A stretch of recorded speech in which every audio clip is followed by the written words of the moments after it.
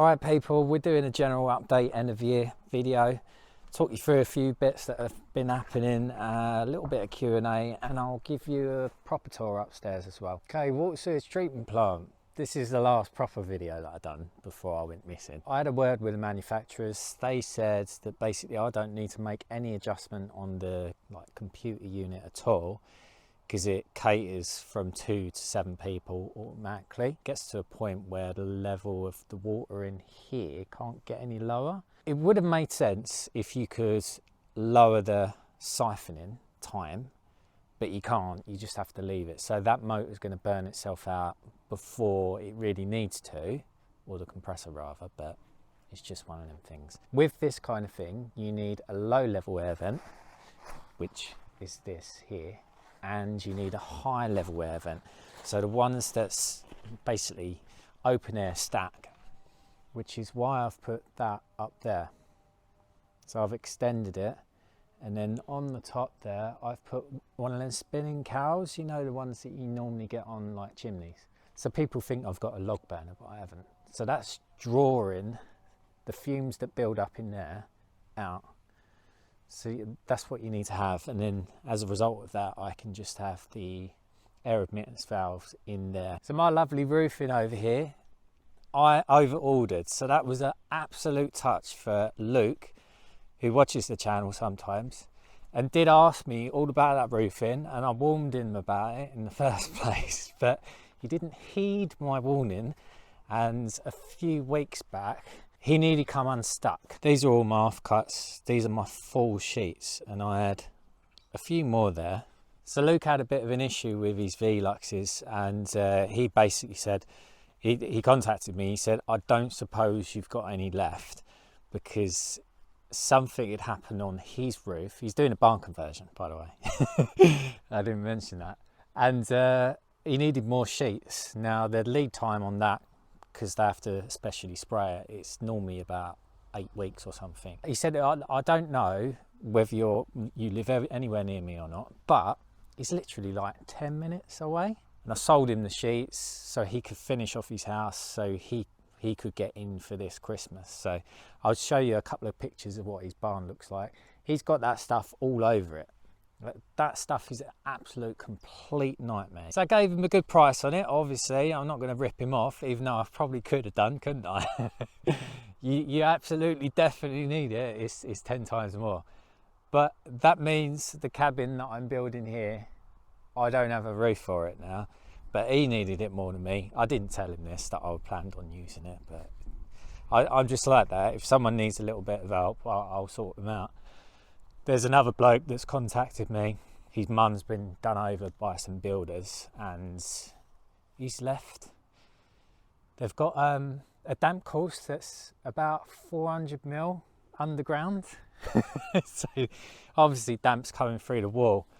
And I offered to sell him my tanking stuff, you know, the MB2K that I used around the house, because I've got some left over. But he hasn't responded to me. And I even offered to drive it to him as well and like not charge him.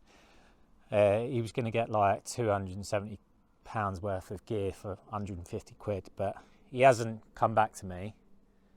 I do actually need it. So I think he's missed the boat on that one. I'm going to keep it, Carl, if you watch. I don't think you do, but I'm keeping it because I actually need it for inside the barn. This is off the road. I still need to do the brakes for the MOT, but I did get new tyres. These are Conforza CF100s. They're like the original Goodrich BF ones. They only cost me 500 quid in comparison to the ones that are like, I don't know, 1,200 quid for all four, like sod that. I still haven't filled in my trenches because I was waiting for an air test kit that unfortunately got sent through Royal Mail, which meant because they had a strike for one day, the package got delayed for 3 weeks. That makes sense, doesn't it? So I haven't been able to do that because by the time I received it, we was in that cold snap. And I couldn't come out here in the freezing cold. I was trying to fix my van at the time. I was underneath that in the freezing bloody cold. So yeah, a load of stones have fallen in now because it's been raining. So that means I need to clean that out. because you can't have 40mm stones around your pipe when you backfill it. I've got some more gravel there as well. So I'll sort that out. That will be in the new year. Obviously I need to get a little mini digger or something to help me do that. Let's kick off the Q&A. There's only 3 questions. I'll do quite long answers though. Paul said, if you had your time again, would you start the project or would you walk away? I'll start the project. I mean, before this, obviously the things that you don't know is I was looking to get into property development, and that essentially, with the funds available at the time, I was making loads of offers on different properties to try and basically build in some profit. Probably made like 10 different offers on different properties, and eventually it come to this one. This is over and above what we was looking to do. This isn't to actually make money. Obviously that would be nice. I'll build profit into it anyway, but this was meant to be the family home for the family plans that haven't worked out also. But it's just, that's life. The good thing about it as well, it's given me the opportunity to do YouTube. I like the DIY stuff and building, all of that, property, love that. I like being creative as well. And YouTube, it's given me the opportunity to explore that more. I've learnt new skills. I would like for it to have done better than it has done now, but it's just not, it's not happened. I'd like to have multiple income streams, and I'd like YouTube to be one of them, but maybe not necessarily for my channel, but maybe for other people. So I've contacted Robin Clevitt, because he's quite successful on YouTube. I think that I could probably help him expand that in terms of like click-through rates, retention, etc. Nothing's come of that. He's ignored me. I said to him, like, I can do your thumbnails better and I can do your editing better, basically. That's what it comes down to. So just to give you an example, I sent these over to him. I said, right, okay, so this is his thumbnail. This is my thumbnail. This is his thumbnail, this is my thumbnail, and this is his thumbnail, and this is my thumbnail. Now YouTube is all about click-through rates and retention. In an old life, I should have been a graphic designer, so I can do all the Photoshop stuff. It's all about composition, not having too much information in the picture, just basically making people want to click on it. So I reckon that I could do his thumbnails a lot better than whoever does his thumbnails at the moment. I don't know whether he does it or not. Obviously he's a brilliant carpenter, but he's not necessarily a great graphic designer. So I just thought I'd offer to help for free at first, and then maybe sort out a fee. I could probably do his editing a lot better as well. Not to be like a proper arsey or anything, but you probably notice this now. Now I'm going to tell you. So before he does his video or anything that he does in his video, he explains what he's going to do first. Then just before he does it, he explains it again. As he's doing it, he explains it again. Afterwards, he explains it again, what he's just done. And then at the end of the video, he'll explain exactly what he's done throughout that video. Do you understand what I mean? So he might explain the same thing 4 or 5 times throughout the video. You don't really need to do that. You can cut out a lot of that fluff from your video. So a 25-minute video that someone will get bored of and click off 5 minutes in because you're saying the same thing over and over again. You can cut that down to 10 minutes. And I could do that quite easy, especially because I know exactly what they're talking about. I know he does have an editor. I wouldn't say that they're necessarily that good.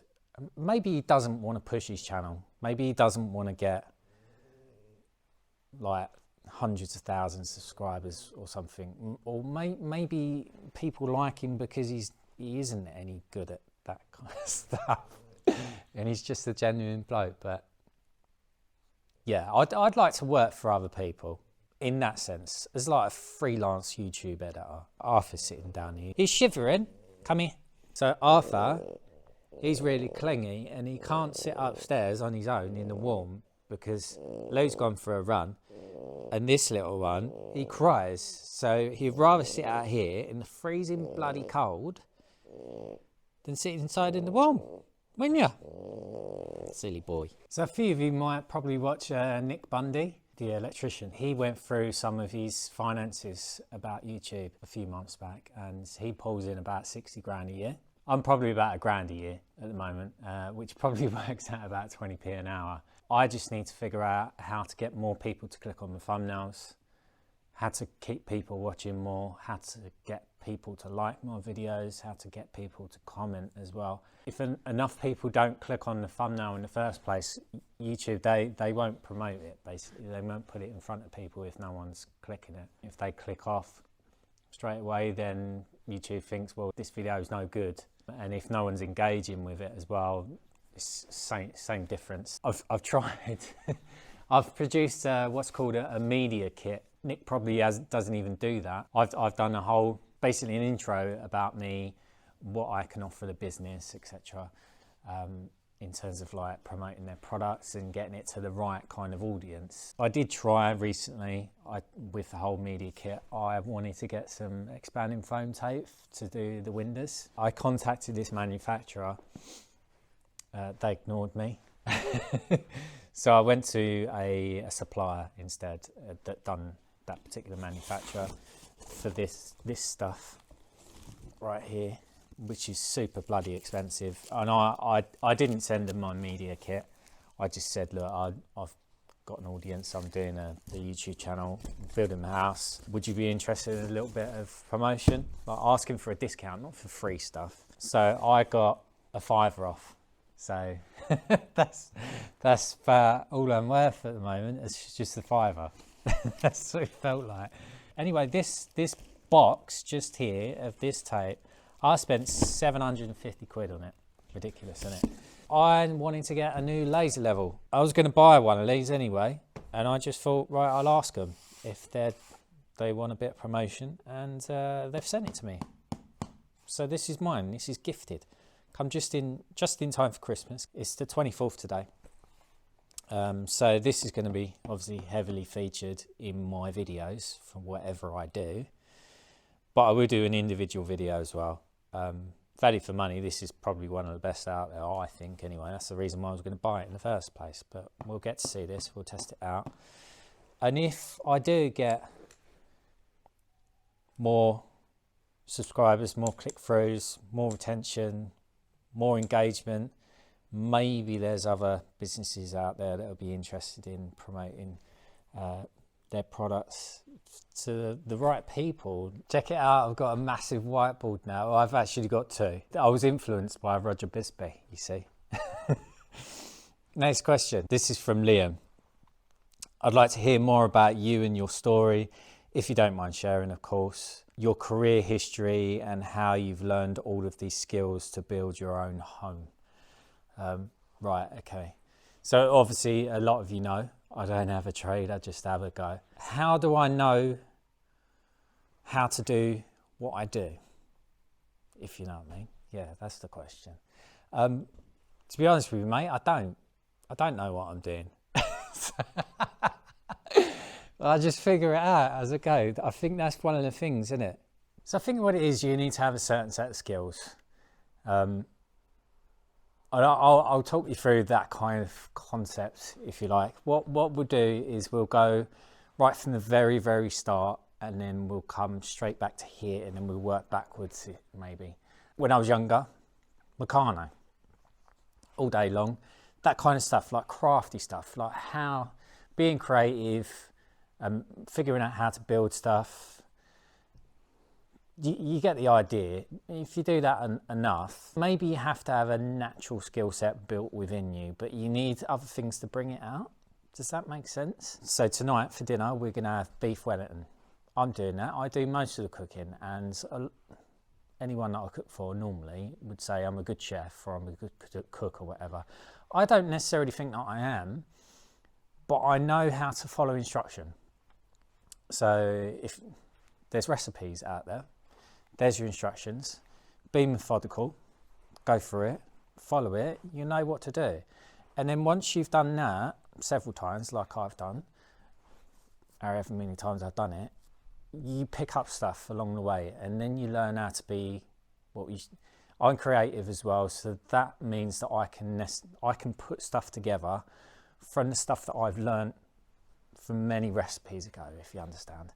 Gordon Ramsay's showed me how to cook a Wellington, and there's all this information on the internet. That's the thing, like today, you need to know how to do something, it's all on the internet. So that's, if I don't know how to do something, I'll look on the internet. A major bit of the reason why everything takes me so long to do is because beforehand I researched the arse end out of it like you wouldn't believe. And then from that point onwards, even once I've figured out or found out how to do something, I run it in my head again and again and again and again.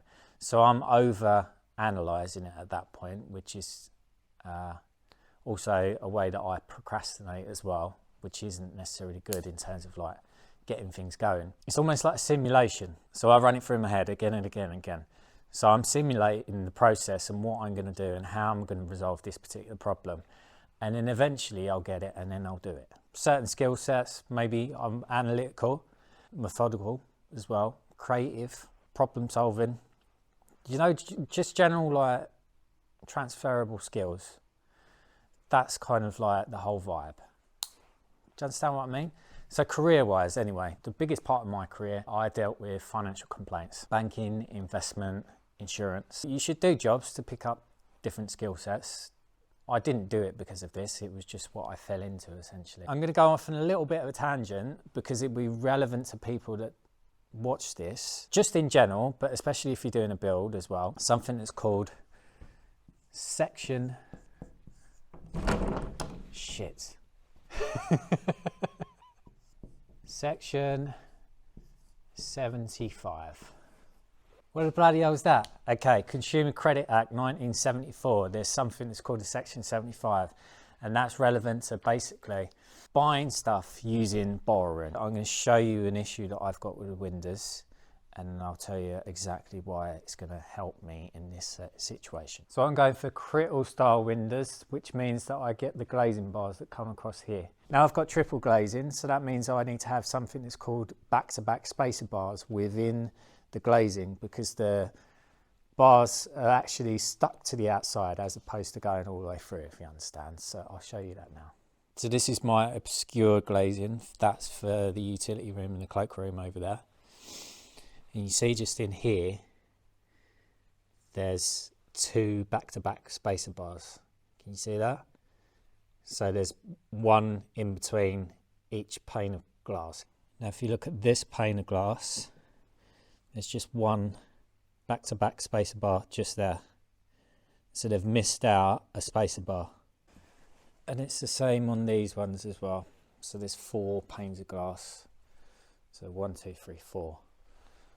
All with a single back-to-back spacer bar in. So they should have double back-to-back spacers because it's supposed to give the impression that it's one solid bar all the way through, if you understand. But if you've got a gap there in between 2 panes of glass, it just is stupid. It doesn't look right. 5 panes for doors are wrong. 4 for the gable end, and then 1 side of a set of French doors. The firm that I've bought the doors from, they got the glass as well, and they need to go to the glass supplier. It doesn't appear that they've done anything about it just yet. They've given me, they said that they'd get back to me and let me know when they're going to deliver the glass. This was only after I kicked off about something else that I'll probably cover in a different video. I haven't chased them just yet. It's been about a month. Can you believe I haven't put my windows in? I've paid for it on the credit card. Your lender are equally liable for any breach of contract or misrepresentation. In this case, it's breach of contract on the basis that they haven't supplied the goods that they were supposed to, because it's wrong. This is for goods and services as well. Now, you can buy something on finance as well. It doesn't necessarily have to be on a credit card.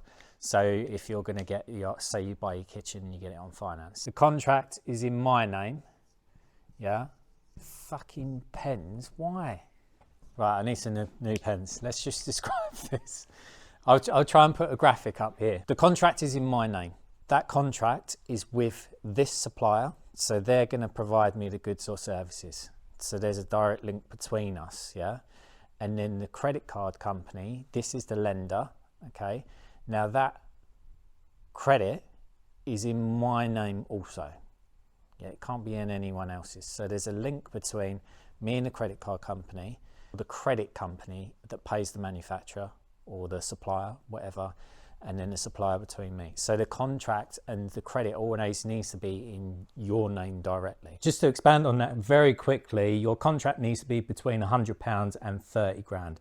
So if you're getting windows that come in at 40 grand, split them out between two contracts, i.e. get the windows and then get the door separate. But in essence, you only need to pay a minimum of £100 on the actual contract side of it, if you understand. So just say I was buying a second-hand car for 5 grand. If I paid £100 on the credit card and then paid the rest in cash, I would still be covered under Section 75 because the lender is liable for the full amount and a little bit of extra. But do your own research. If this supplier doesn't sort out the glass, I can then contact the credit card company and say, right, it's your problem, you sort it out. So they would need to essentially supply or pay for new glass, if you understand. Hopefully it won't come to that. But also I know how to give someone a hard time in terms of complaints. I don't like doing that. I like to give them the benefit of the doubt, but there comes a point where people take the piss and then you have to go at them and then they go, oh, I don't like it that you're saying these things to me. I wouldn't have to do it if you wouldn't have fucked about in the first place. So just sort your life out. Right, whilst I had that job, me and our old friend Dan bought a house, and at that time we'd done it for somewhere to live and a bit of a project. He used to sand floors for a living. I used to work obviously in office basically. We done a loft conversion, which was, it used to be a hipped roof. We took it out to a gable and then we put a double dormer on the back, and we also built a big extension out the back, single story. It was basically a small bungalow before, and we doubled the size of it or more. So a lot of them things that I was doing, I learned from scratch, essentially. It was just literally, it's putting 2 bits of wood together, or it's doing this. Do a little bit of research, you figure out how to do a lot of things. So in terms of this project, yeah, I've kind of half done it before in a way, but I haven't. So like doing the upstairs in the lodge, that was basically like a loft conversion. I figured out how to do displays on the Feluxes this time around, whereas beforehand we paid someone else to do it and they didn't do it properly. It's just stuff like that. So you can do a lot of things, and that was the first time that I've ever tiled. Turns out I was really good at tiling. I haven't done plastering yet. I probably should do that. I can do plumbing, anything and everything. You can pretty much figure it out, roofing, whatever. It's really easy. We made a decent profit out of that by the time we sold. That's pretty much the extent of my practical DIY know-how. Do you know that advert on telly for the Royal Navy? You know, if you can fix a skateboard, you can fix a bike, you can fix a car, you can sort out this battleship kind of thing. It's like that. So if you can build flat pack furniture, then you can build a shed. You can build a shed, you can do an extension. If you can do that, you can build a house. It's just, everything's just on a bigger scale. It's daunting looking at this, like it's massive. And I sometimes stand there and I go, I don't know what the bloody hell I'm doing. Like, I need to do this job, this job, this job, this job, this job. I don't know where to start and what to do, or I'm trying to figure things out, and then I get distracted about something else that I need to figure out in the future. It's just a complete nightmare. But I suppose it is one thing that you need to do. How do you eat an elephant? One bite at a time. That's how you do it. That's how you do it. Just working backwards again. Like I said, I've worked backwards. Before then, I sold insurance. One of the best salespeople on the floor, no cap. I've done that for quite a few years. Before then, I worked in pubs and stuff. That was after I dropped out of university. At university, I was doing graphic design / illustration. I've always been good at like maths and design and stuff. And it's like when we done the our last property, I redesigned the roof. And there's stuff like that. I can just figure it out, just like when I redesigned the cantilever on the overhang as well. I don't necessarily have to go to people to figure stuff out or pay them to do something when I'm I can do it. It's not that hard. Right, I don't know whether you can see that, but it's Starlink. I've got a catenary wire comes across, goes into lodge. So another thing that happened a couple of months back, a daytime TV company contacted me because they wanted to do a feature on Starlink. این روزها اینترنت ماهواره‌ای داره تو کل دنیا قابل دسترس میشه. شرکت اسپیس اکس 2300 تا ماهواره رو تو فاصله 500 کیلومتری زمین جاگذاری کرده و داره به 500,000 نفر اینترنت رسانی میکنه. وقتی توی ناکجاواد هستی یا اینترنت قطع شده یا دولتتون اینترنت رو قطع کرده، یکی از این آنتنای استارلینک میتونه بهتون کمک بکنه تا هر جایی که هستید به اینترنت وصل بشید. این آنتن هوشمند میتونه ماهواره بالا سر خودش رو پیدا بکنه و بعد از طریق این کابل اینترنت رو میده به خونه. فقط تنها چیزی که موقع تنظیم این آنتن لازمه بدونید اونم اینه که نباید بالا سرش چیزی باشه، ساختمونی، درختی، چیزی نباید باشه. واسه همین خوراکش بالا پشت اومه.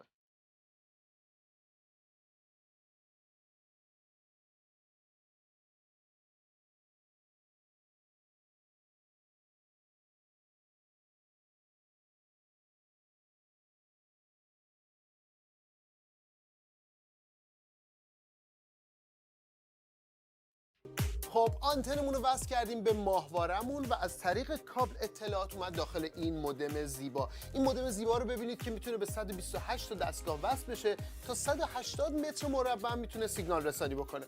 ولی حالا میخوایم بدونیم که سرعتش چقدره و بریم پای کامپیوتر. ولی قبل از اینکه تست سرعت بکنیم آشنا بشید با آقای ایدن که چند وقتیه مشتری پروپاگورس استارلینک شده. First question is how long have you been using this technology and why? I've had this since August last year, so just over a year. The reason why I've got it is there's not really any options out here. I'm rural countryside, and this is the best option for me with reliable speeds. So we are looking at some sort of a map that shows where the satellites are? Yeah, so this is just a website that tracks the satellites that go across. This is the UK here, got a ground station there, and you can see each satellite go across. Can we do a quick speed test on this? Yes, we can. Should I do that? Sure. Let me do a quick test on my phone. So it's 231.7 megabits per second download speed and 9.07 megabits per second upload. I've got 3 megabit per second for download and half a megabit per second for upload. So my last question is, do you think that it's worth to the money? I think it is. The price has come down recently. I used to pay £89 a month, now it's 75. But in comparison to what I used to get and the package that I had in London with TV and having to phone contracts just to get a signal here, this is a lot better. I think it's value for money. So that was for an Iranian independent TV show. They're like This Morning, if you like, because obviously the troubles over there, they're talking about the internet connection and how the government's restricting it and maybe Starlink's a solution. So because of that, I had to tidy up the place and make it presentable. I also installed this here. So I've done that bit there, and then I just got some trellis for that bit. So Lou hates these little birdies. I think they look alright. So I haven't done that bit, but I had to at least make it safe for the TV crew. Before, I did film a lot more in here for my last video. Because I timed everything to the music, it just made sense to just run through. So I thought I'd do a better reveal now, if you understand. We've got a little Christmas tree on the go. That's in an actual pot, so we're going to plant that afterwards. That's the entrance door. This is Lou's desk. This is where she earns all the money, so I can do what I need to do. This is our heating. So that heats up this space in like an hour. And then it's like baking hot. Normally we just use a little fan heater. This is only £200, an old iMac, so she watches telly on that, basically, not telly, Netflix. After this little steps down there. He had a bad leg, so we had to get him steps to get up on the bed. Let's talk about the bed. So this is a king size bed. I just wanted to get a normal double bed, but Lou wanted a king size bed, and I was actually going to build a platform bed at scaffold boards as well. It was meant to go over here, but she insisted that she wanted one with a headboard, and it just so happens that it slides in nicely there, because she wanted to sit up in bed like this, and because you've got the window there, it gives you a nice bit of space anyway. It wasn't meant to be here, but it is, and there's a little bit of space there. She can have a bedside table and stuff. So the bed I got for 50 quid, or was it 40 quid? I think it was 40 quid actually. It's solid wood. I sanded it down. It used to be, do you know that orangey, horrible pine? Here's our sofa.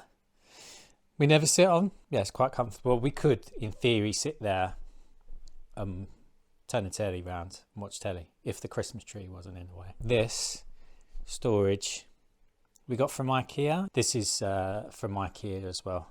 This is a dehumidifier just in case. But if you're doing a loft conversion, you've got a pitched roof or anything, here, the size of your dwarf wall, yeah, it was just by chance that it was the right height for this. Make sure you do it about 550. This one's slightly less than that. I think it's about 520, but that's the perfect height, especially if you want to get a little bit of storage underneath, if you understand. Everyone knows Arthur. This is my beanbag. This is where I do all of my editing. I sit in the beanbag. I spend most of my evenings there. I just watch YouTube on my phone or my laptop. And Arthur likes sitting there as well.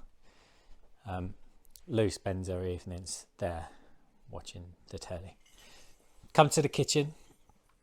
I put green tape. That's to mark the rafters that go down, because I need to build like a stud wall here and then put in proper units that go all the way from there to there. I say proper units, these units, but rearranged and painted. We've got a fridge there and just a cupboard there. I've got a better worktop as well. This is all just temporary. It's just shoved in for now. And then the oven, I got that for free, or for a bottle of whiskey. I got a cheap unit.